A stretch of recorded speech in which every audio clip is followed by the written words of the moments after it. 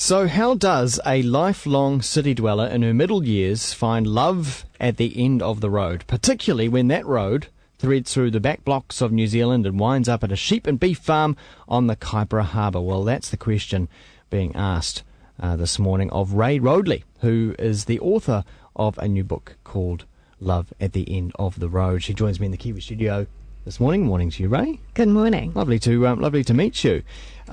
Where were you originally from? Auckland? Whangarei. Whangarei. Born in Whangarei, Yeah. but had lived in Auckland for most of my life after I finished school. And what, done the whole rat race thing? Done the whole rat race thing, yes. Worked in corporate environments and lived in other big cities, done my OE, lived in Sydney for a little while. And always dreamed of a different kind of life? Not really. About a year before I moved back to my hometown, I started yearning to leave Auckland. And I just studied to be a journalist, and I got a job back in my hometown and discovered that I didn't know very many people. And one day I saw the advertisement for a dinner for six in the newspaper, and I didn't tell anybody. I lied to everybody. I told my father and stepmum that I was going out with work people, and I told my work friends that I was going out with somebody else, and I went to this dinner. And little did you know that was going to be a cornerstone moment in your life. Had no idea, no. Completely change your life. It's funny that we don't know just before these moments happened, do we? But we look back on them and go, actually, hang on. Gosh, that day, I was doing this, this and this. Little did I know that night. Everything was going to shift course. So you met a man. I did. Who was he? Pardon? Who was he? Well, I met at the dinner itself. All I knew was his name was Rex. Yeah. And I'd already registered with Country Contacts, which was based in Christchurch at the time. And I had been sent a whole lot of profiles of potential people who I might have been interested in. So I got home from the dinner and I thought, yeah, nice people at the dinner. I like that guy Rex, but, we didn't swap numbers or anything. Looked through my profiles the next weekend at home and discovered there was this Rex with an historic house, lived in Kaipara. Hey, that's the same person. It's a terribly brave thing to do, go to these kind of blind date type things. Well, I sort of think that you just have to think, what do you want, and go for it. And I wanted to meet new people, really. And I thought, well, you've got to just jump in the deep end. Did your friends know that you were going and doing this as well? I think a couple of friends in Auckland may have known that I went to Country Contacts, but I didn't tell anyone I went to the dinner until afterwards. Right. And in fact, the guy I sat next to, he was very tall and dark. And a little while later, somebody else I knew from Whangarei told me that they'd seen me at the dinner. Yeah. And that I'd been with my brother, and hadn't he lost a lot of weight? And of course it wasn't. It was some complete stranger. And I just smiled to myself and said, oh, really? So obviously at some point you got talking to Rex and got to know each other a whole lot better, right?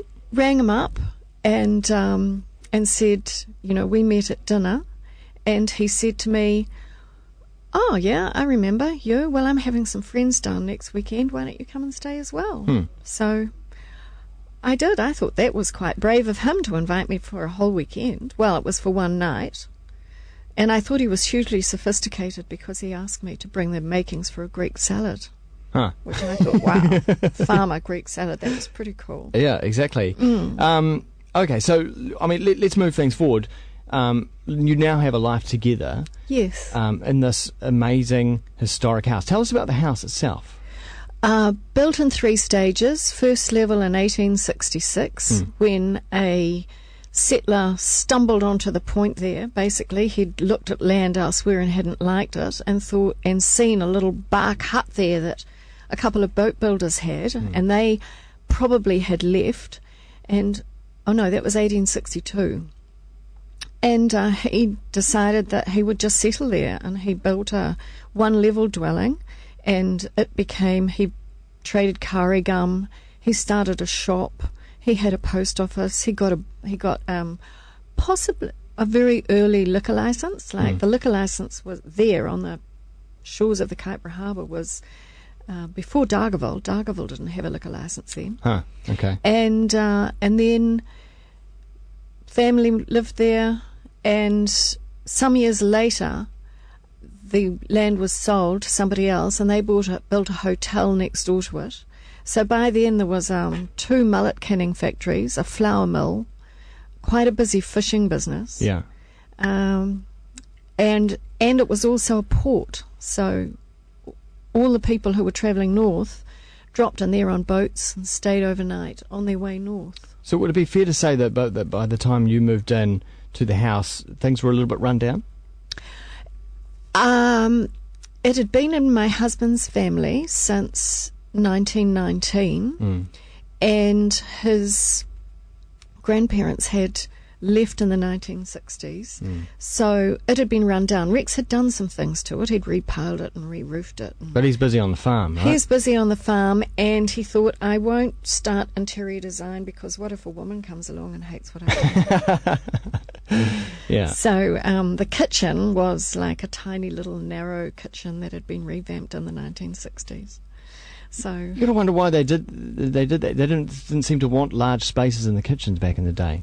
Now like what? No, they didn't. They had very different kitchens because they had a tiny scullery, and then the kitchen was almost a big living area with a big long table in the middle. So they kind of did all their work on long tables in those days, in a big house like that.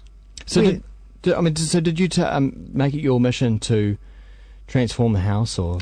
No, not really. When I first moved in there, I was really in love with going out on the farm with Rex, actually. And the house just seemed big and old and cold. I knew that a dishwasher would be a really good thing. But it took a while to just get used to living in the house, and so no, I didn't go in there with a big intention. The intention to start a family? Well, I was 43, so I would say more of a dream than an intention. Yeah. Okay. What has been the biggest adjustment for you, going from city life to rural life? Work, I think. One of the things is that I love the closeness of the community. So meeting a whole lot of people has been just fabulous, and being in a community where there's no social life unless you provide it. Yeah. And all that social life may be a fundraiser or just something, I guess, So you really have to make an effort.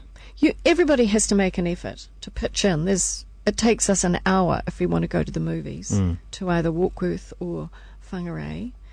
And I started working from home as a journalist when I first moved in with Rex, and that's became quite challenging. So from working as a journalist, I sort of gradually moved on to freelance lifestyle writing, and then got into the book. Yeah. So that's been quite challenging. Almost like the writing relaxed with your lifestyle somewhat. Probably. Yeah. And also, of course, I found that living miles away from the centre of stories, it became tough to write news stories. But in saying a relaxed lifestyle, I mean, a good keen man needs a good keen woman who also likes to get her hands dirty on the farm, right? Yeah, we used to. Rex, when I first moved there, he was rearing calves, and about 120 calves. So I'd work every day, and then we'd feed calves for like an hour or two each evening, and oftentimes I'd stoke up the fire, and which had an oven in it, put a roast in. We'd go and feed the calves, come home and have a hot house and a hot dinner. It was good. So, I've got a little dog who is fairly useless at managing cattle. Yeah. But I've loved that. I love working with the animals, the sheep and I'm terrified of big bulls, which Rex teases me about all the time. Yeah. I am scared of big bulls, and I'm just amazed at how he will go and stand in the yards working them, and they're enormous compared to him, but he knows how to deal with them. And you don't mind eating the farm animals? I'm not a huge meat eater. I do love my lamb, but we're on the edge of the Kaipara Harbour, so we eat a lot of fish and oysters and scallops and What a magical mussels. place it is, right? It's magical, yeah. And you've still got the best of both worlds, where Auckland's not actually that far away. The tunnels made it faster. Yeah. Oh, do you go through that way rather than Sat Highway Makes 16? makes it much faster. It's changed the experience of coming to Auckland just by a few minutes. So the book, Love at the End of the Road, I mean, is it an inspiring book for anyone who wants to perhaps make that conversion from the rat race, the living the city lifestyle to not necessarily finding love out in a rural lifestyle, but just changing their life? Yeah, I think it is, and I think it probably would introduce a lot of people who haven't lived in the country to what that country life is about. Yeah. And I think that it would be inspiring to maybe anybody who might want to look at taking a new path to finding a relationship, and I think maybe to somebody who's getting the courage to step out. Step out. Hey, talking about giving an insight into that lifestyle. Often city people see farmers as moaning quite a lot, moaning about the weather or moaning about the prices. You know, it's either too dry, too wet. You know, do farmers moan a lot? You know, and do they have reason to moan?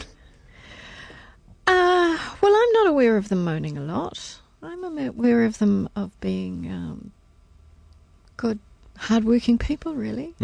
And it does get scary, in fact, when the rain never stops and the cattle are pugging the ground and you're thinking, when is the grass going to grow?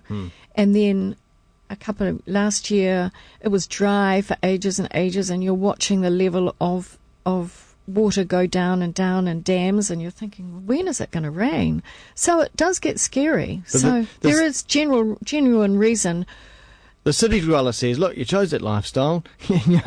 you chose to live off the land. Go deal with it. And there are unnerving moments, you know, when there are extremes of weather. Is it dry up there at the moment? No, it's been quite wet. Okay. Getting drier, getting warmer. Grass is starting to grow. See, I didn't even know when grass stopped growing and started growing when I moved up there. Yeah. But now I notice that, you know, like in the winter when it's cold and there's not much sun, the grass just sits there and does nothing. Because it's right next to the house is right next to the beach. So do you feel more in touch with just the earth, the universe, and being next to water, being on the land? Having a space. Absolutely. I had no idea of when things. I had never gardened of any sort. I'd perhaps grown like maybe parsley. So you're self-sufficient now? Oh no, hard work to be self-sufficient. Yeah. Really hard work to be self-sufficient. There are easy things to grow though: rocket, onions, leeks, silver beet. Easy things to grow. Yeah. I grow those. Okay. So I can always walk out to the garden, and we can always get green vegetables. Yeah. So you'd never starve of an evening if you hadn't gone to the supermarket? No.